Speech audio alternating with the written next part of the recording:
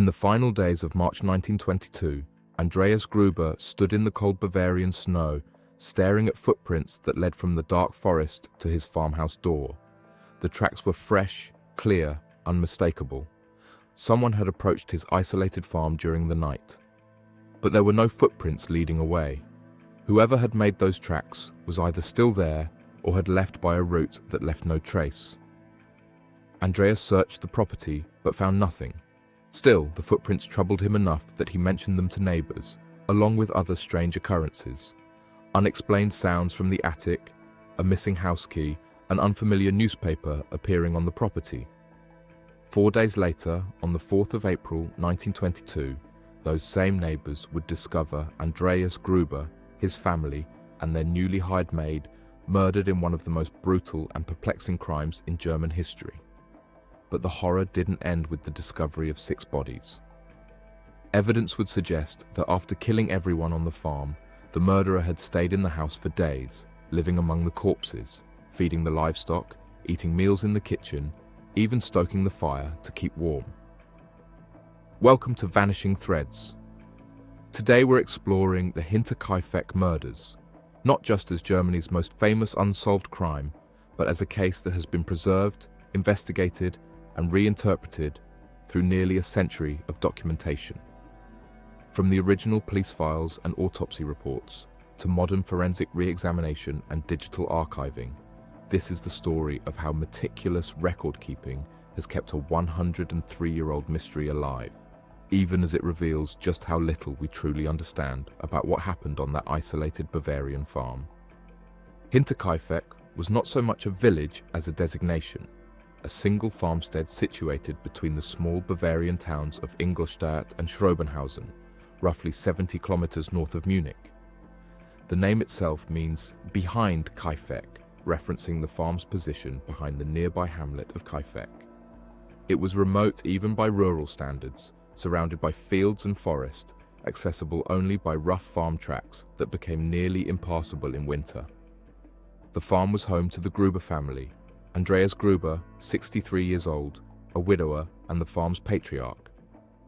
His daughter, Casilia Gabriel, 35, also widowed, and Casilia's 2 children, Victoria, aged 7, and Joseph, aged 2. The household also included Maria Baumgartner, 44, who had been hired as a maid just days before the murders, replacing the previous maid who had left 6 months earlier, claiming the farm was haunted.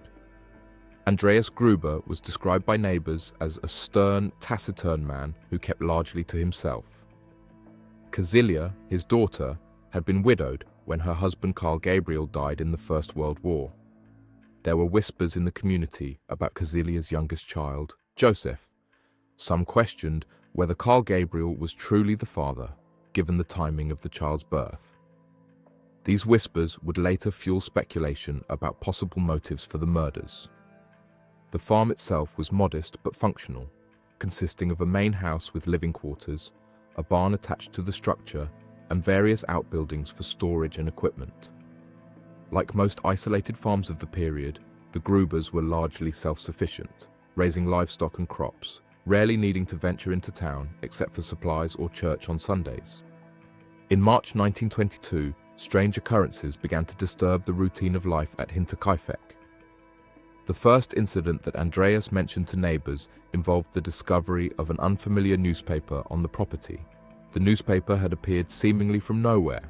None of the neighboring farms subscribed to it, and Andreas certainly hadn't purchased it. How it came to be at Hinterkaifeck remained unexplained.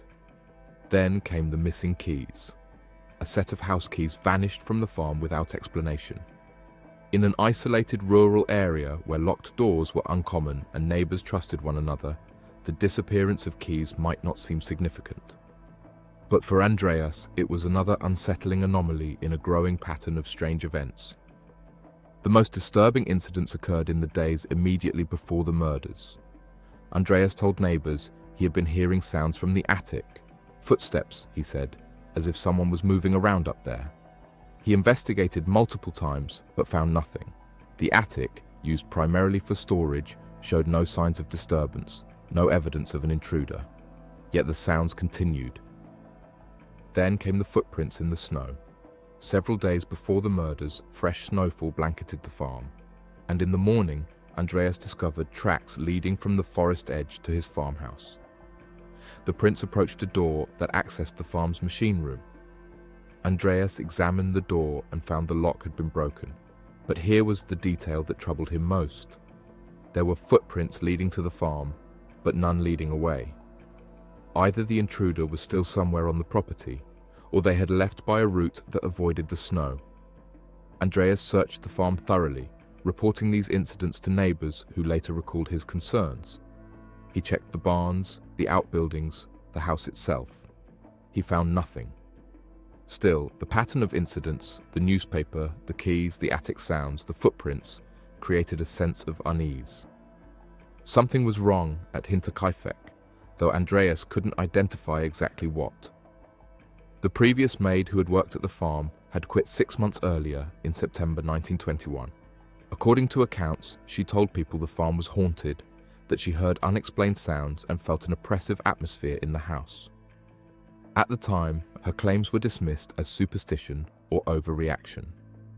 In light of the subsequent events and Andreas's own reports of strange occurrences, her departure takes on more ominous significance. Finding a replacement maid had proven difficult. Several candidates refused the position after learning of the previous maid's claims about the farm being haunted. Finally, Maria Baumgartner agreed to take the position. She arrived at Hinterkaifeck on the 31st of March 1922, just hours before the murders occurred. It would be her first and last day of employment at the farm. The murders occurred on the evening of the 31st of March 1922, though the bodies would not be discovered until 4 days later. Reconstructing the sequence of events from the crime scene and autopsy evidence, investigators determined that the killer struck first in the barn, then moved to the house to complete the massacre. Andreas Gruber, his daughter Casilia, and her daughter Victoria were in the barn that evening, likely tending to the livestock as part of their evening routine. The killer attacked them there, using a mattock, an agricultural tool similar to a pickaxe with a flat blade on one end. The weapon was heavy and devastating. Andreas, Casilia, and young Victoria were struck repeatedly, their skulls fatally damaged by the force of the blows. The killer then entered the house where Casilia's 2-year-old son Joseph lay sleeping in his bed. The child was killed with the same brutal efficiency, struck with the mattock whilst he slept. In another room, Maria Baumgartner, the newly hired maid who had been at the farm for less than a day, was also murdered in her bed. The autopsy reports, conducted by court physician Dr. Johann Baptist Aumüller, provided grim details. Autopsies concluded that all 6 victims had been killed with the same weapon, suffering massive cranial trauma from repeated blows.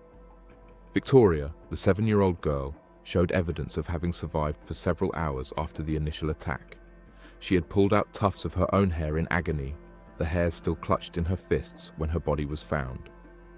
This detail, more than any other, would haunt investigators and capture public horror. The child had lain dying in the barn, conscious and in pain, whilst the killer moved through the house, murdering the rest of her family. What happened after the murders was perhaps as disturbing as the crime itself.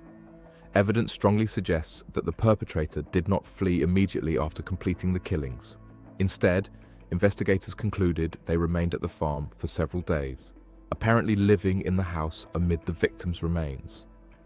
When the bodies were eventually discovered, investigators found evidence of someone having been present at the farm during the days following the murders. The livestock, cows, pigs, chickens, had been fed and cared for. Fresh meals had been prepared and eaten in the kitchen with dishes left on the table. The fire in the house's hearth had been stoked to maintain warmth. Neighbors reported seeing smoke rising from the farmhouse chimney during this period, assuming the family was simply going about their normal routine. The question that has haunted investigators for more than a century is, why? Why would the perpetrator remain at the scene of such a horrific crime, surrounded by the bodies of their victims? Later criminal profiling and case reviews have proposed several hypotheses. Was it someone who needed shelter and saw the abandoned farm as a convenient hiding place? Was it the act of someone mentally disturbed, unable or unwilling to leave? Or was there some other motivation that made staying worthwhile despite the obvious risks? These remain theories rather than proven explanations. The bodies were discovered on the 4th of April 1922, 4 days after the murders. The discovery came about because neighbors noticed that no one from the Gruber family had been seen for several days. Lorenz Schlittenbauer, a neighbor who had been romantically involved with Casilia and was rumored to be the father of young Joseph, became concerned when the family failed to appear at church and young Victoria didn't attend school. The accumulated mail and continued absence from daily activities finally prompted Schlittenbauer and several other neighbors to investigate. What they found was a scene of unimaginable horror. In the barn, the bodies of Andreas, Casilia, and Victoria lay where they had fallen, partially covered with hay and straw. In the house, the bodies of little Joseph and Maria Baumgartner remained in their beds. The state of decomposition confirmed that the murders had occurred several days earlier. The local authorities were immediately summoned and the investigation began. Georg Reingruber, the district magistrate, arrived to examine the scene. Court physician Dr. Aumüller conducted the post-mortem examinations. The Bavarian state police launched what would become one of the most extensive investigations in German criminal history at that time. More than 100 people were interviewed during the initial investigation. Detectives pursued numerous theories and suspects. The case attracted enormous public attention, with newspapers across Germany covering the story in sensational detail. The combination of brutal violence, the mysterious circumstances of the pre-murder incidents, and the killer's bizarre behavior of remaining at the farm captivated and horrified the public. Several suspects emerged during the investigation. Lorenz Schlittenbauer, the neighbor who discovered the bodies, faced intense scrutiny. His relationship with Casilia and rumors that he was Joseph's father provided a potential motive. Some investigators noted that Schlittenbauer had been unusually composed when discovering the bodies and had moved through the crime scene with familiarity before police arrived, potentially contaminating evidence. However, no concrete evidence linked him to the murders, and he was never formally charged. Another theory focused on Casilia's husband, Karl Gabriel, who had supposedly died in the First World War. Some speculated that Karl might have survived the war, returned to find his wife had moved on and possibly borne another man's child, and murdered the family in revenge. However, military records confirmed Karl Gabriel's death, and this theory lacked any supporting evidence beyond speculation. A third suspect was a traveling craftsman who had worked briefly at the farm and had reportedly argued with Andreas over payment. Police tracked down the craftsman and questioned him, but he had a solid alibi for the night of the murders and was eliminated from consideration. The investigation also considered the possibility of robbery as a motive. However, a substantial sum of money was found in the house, approximately 700 Reichsmarks, untouched by the killer. If robbery had been the motive, why would the murderer remain at the farm for days without taking the money? Despite interviewing over 100 suspects and following numerous leads, investigators never identified the killer. By October 1922, with no conclusive evidence and no confessions, the case officially went cold. The investigation would be reopened periodically over the following decades, but each re-examination reached the same frustrating conclusion: insufficient evidence to identify or prosecute a suspect. In a final macabre twist that would have implications for modern investigation, the victims' skulls were removed during autopsy and sent to Munich for examination. Forensic methods of the 1920s included the emerging field of phrenology and cranial measurement, and investigators hoped these examinations might provide some insight. The skulls were studied at Munich University and then stored in an archive.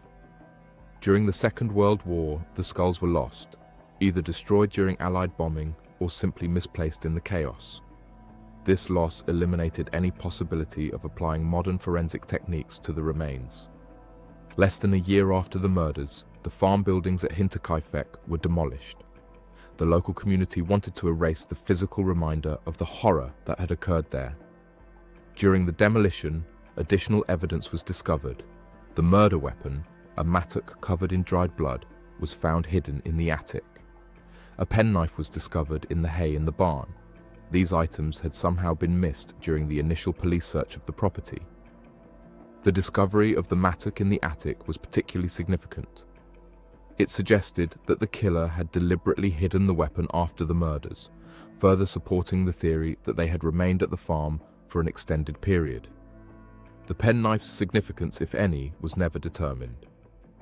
In 2007, more than 80 years after the murders, students from the Fürstenfeldbruck Police Academy in Bavaria reopened the case as a training exercise in cold case investigation.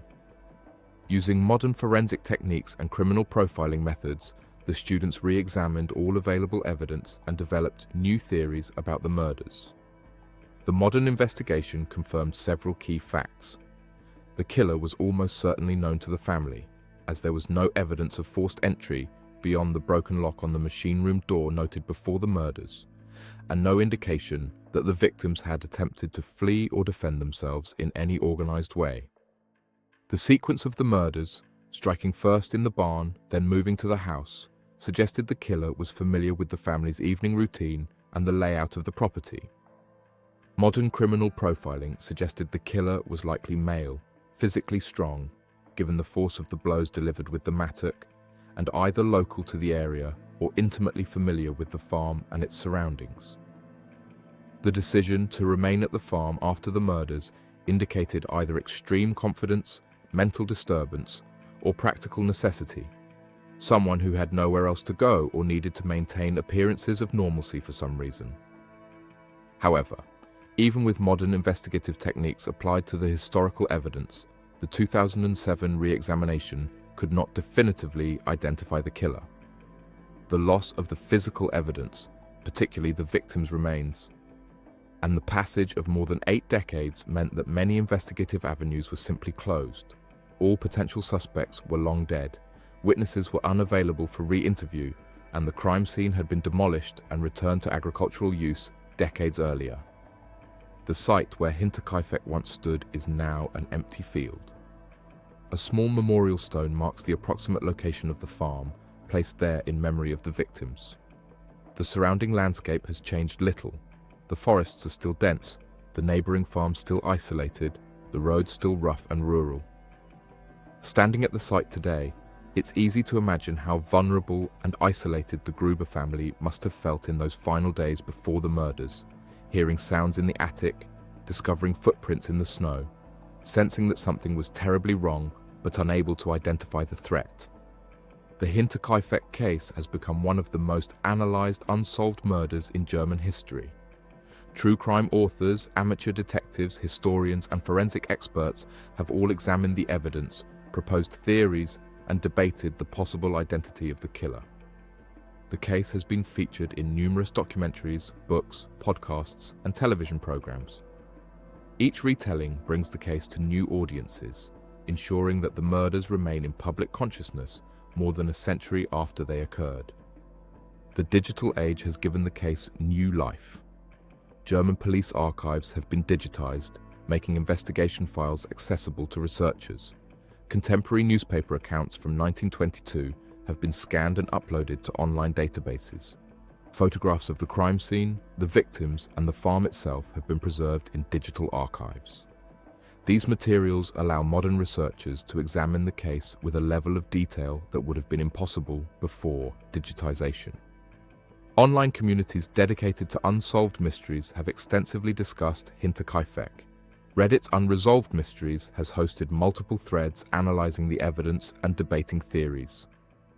German language forums have provided local context and cultural understanding that might not be apparent to international researchers. The collaborative nature of online investigation has allowed people from different backgrounds and with different areas of expertise to contribute to understanding the case. The Hinterkaifeck murders remain officially unsolved.